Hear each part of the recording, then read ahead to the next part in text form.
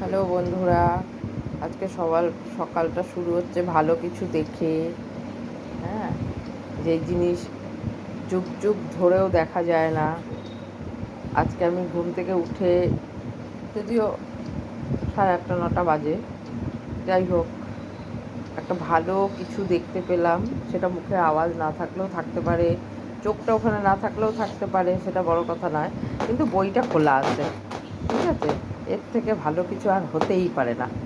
হ্যাঁ, তোমাকে দেখে আমি পড়াটাকে বন্ধ করলাম। ও আমাকে দেখে পড়াটাকে বন্ধ করেছিস? আমি তো এসে দেখছি তুই গুনগুন গুনগুন করে গান গাইছিস না কথা বলছিস।